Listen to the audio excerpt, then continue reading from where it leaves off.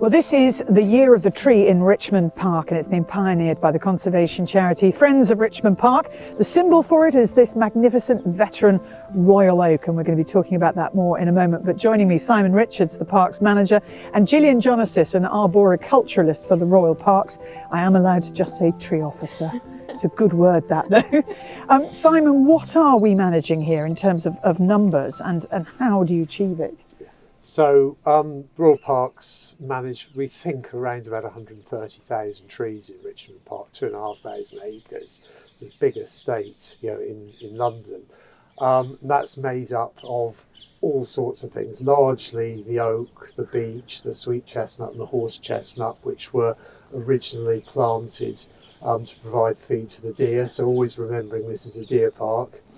And then lots of smaller trees, birch and alder, hawthorn, the pollinators, which we see around us. So there's a lot of small trees, but still an incredible number of big old trees in the park as well. So it's a huge undertaking, and obviously our job is to do all this with public safety in mind and for conservation reasons, to protect not only the trees themselves, but all the populations that rely on trees and the wider sort of benefits that trees bring to society.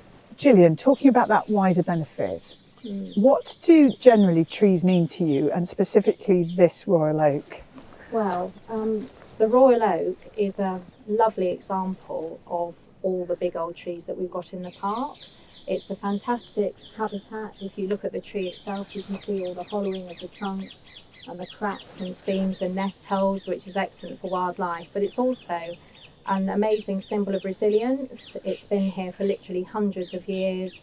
The history and the culture and everything that it's seen, and it's particularly at this time when there are lots of other things going on, it's a real symbol of strength, and it's really magical. I think it's a lovely old tree. They have a thing in Japan actually that they diagnose, that doctors prescribe, I should say, because It is so good for you to be out and about. And I think particularly in the winter months, being able to see the branches and the delicate nature of them, I find that really powerful. And ever changing as well, really, and reacting to the seasons and all the different colours, and going into dormancy and then coming alive again in the spring. It's a very positive way of looking at things. So. Yeah. And it's what makes this park so special. And Simon, I always find it remarkable, here we are on the outskirts of London with such a vast population, and yet you can come here and feel as if you're on the Yorkshire moors. Yeah, you can. And I mean, you look back in history, and when this was a country estate, sort of 8 miles outside of London, it's only the last 100 years or so that London's crept out and encircled the park, and yet it's still maintains an element of that sort of rural quality. So it's fascinating. Trees, like humans, are susceptible to viruses and diseases, and there have been a couple of pretty serious ones in recent years. Well, in the country as a whole, things like Dutch elm disease wiped out virtually the whole population of elms in the country from the sort of late 1960s onwards. And that wasn't just a huge loss in the landscape, but also the loss of habitat for the species-dependent wildlife. And ash dieback, which people might be more aware of because it first came to people's attention in about 2012, that's now affecting ash, another fungal disease affecting ash across the country. So it's not likely to affect Richmond Park so much, in that we have ash trees, but not a huge number of them. So the loss of individual trees, although it would be very sad and a big loss, it's not going to have the landscape effect that it might have in other parts of the country. So there are other pests and disease which we manage very proactively in the park. Horse chestnut bleeding canker, which is not the horse chestnut leaf miner that causes all the leaves to go brown and drop off, which people are probably more familiar with. The bleeding canker is more serious and can cause decline and death. Acute oak decline, which affects hundreds of oak in the park actually. That's a sort of general decline syndrome which we manage very proactively. and there's a number of other things on the horizon. I'm a very keen golfer, so actually one of the diseases I've become very aware of is Precessionary moth. How do you diagnose that, and how are you treating it? It's actually a very invasive tree pest, and we've been managing it in the park since 2009, and we diagnose it, if you like. We have a group of fantastic volunteer surveyors who go out in June and July and look for caterpillar nests in the trees and collect lots of data. And once we know where all the nests are, we can send out the tree teams in their hazmat suits, which look like spacemen really. And because the caterpillars cause a very nasty skin rash and itchy eyes and breathing difficulties and things, it's very important that only people in full PPE remove them.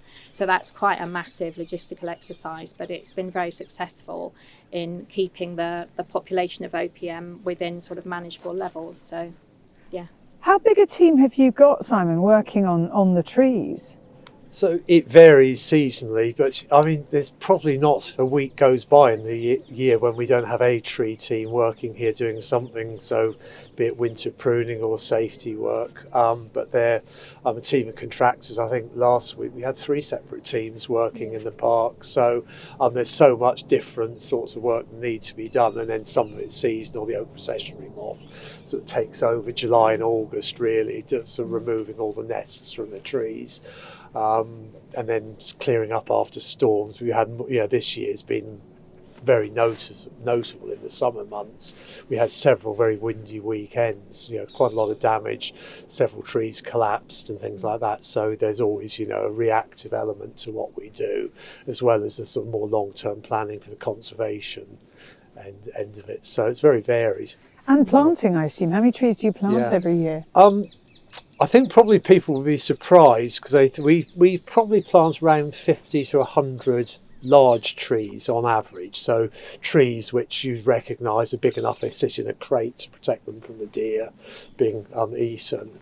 But then on top of that we plant an awful lot of numbers of what we would call whips, so small hedging, more like hedging plants, which you plant very densely in woodlands and shelter belts and screens, and then obviously they all have to be established. So the numbers are a tricky thing, but tree planting, it's partly about, it isn't really about numbers, it's actually about establishing. So for every tree you plant, you've got to water it and you've got to prune it. Eventually you have to thin them out. So it's all about bringing them through, because we've always said one of the great things about my job is very few jobs in life where you're actually managing assets which are 500 or 600 years old, and you're planning for how does that tree you're planting this year get to be a tree like that in 500 years time. That's our legacy, and that's the fascinating part of what we do. So you've got almost a millennium time span that you're dealing with in your thinking. So where we plant trees, what we plant, and then of course having to think about what climate change is going to do to what species we'll be able to plant and what will survive in the future, all has to form part of our thinking. This royal oak, is it veteran or is it an ancient tree? And Gillian, what's the difference? I would say that this tree is probably bordering between veteran and ancient. So veteran trees are trees with very specific sort of characteristics, like a hollowing trunk like this one, lots of decay cavities, loose bark, rot holes, nest holes, all sorts of things which trees usually develop as they get very old. So a veteran tree is normally old, but a tree can also be damaged by high winds or lightning strikes or even animal damage, and develop those characteristics. So they have veteran characteristics even though they're not very old.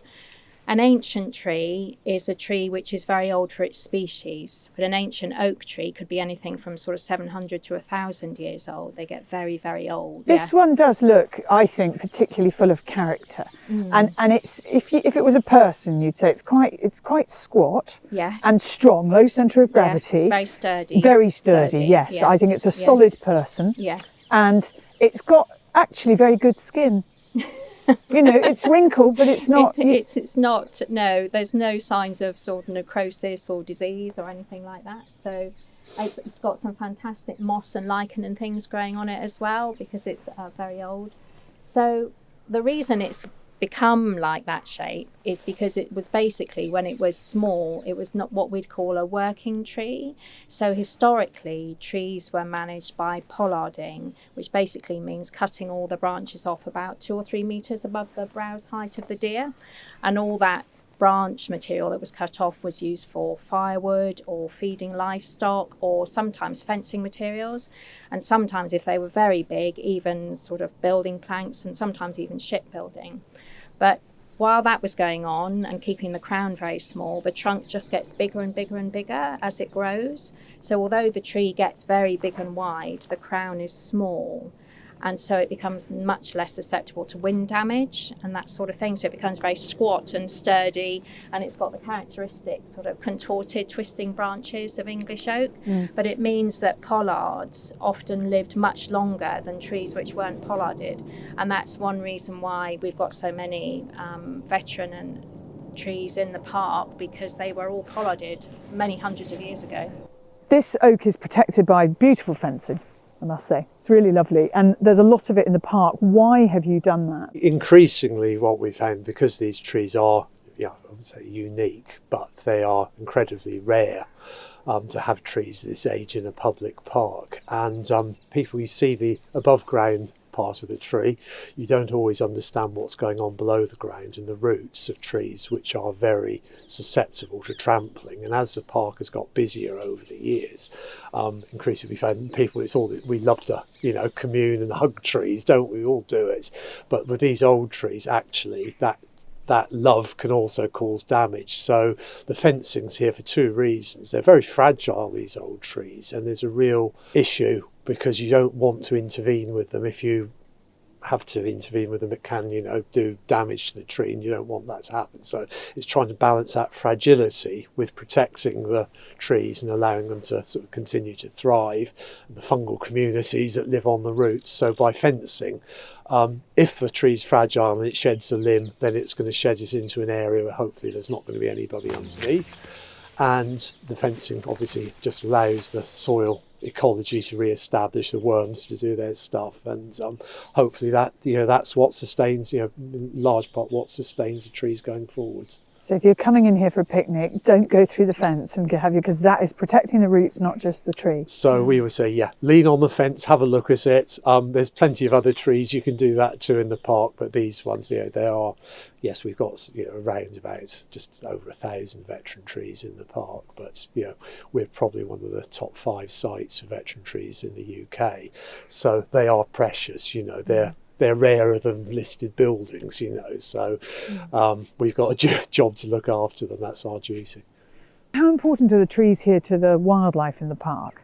Well, I think it's fairly well known that oak, trees probably sustain 1,000 species, other things that rely on it. So, they're really important. We've got colonies of bats, quite rare bats in the park. There's several trees just around here, which where we know they breed and hibernate. So they're at the sort of mammal level. They're obviously originally they were planted for the deer, so they're very important at that level. Their home, as you can hear the parakeets in the background, very important as a nest sites for birds. But then the less obvious things are what we call saproxylous invertebrates, all the beetles which rely on trees for part or all of their life cycles. They feed on the dead wood, the roots, and in the trunks, all that softwood in the centres of the trees. So they are absolutely fundamental directly for hundreds, if not thousands, of species survival.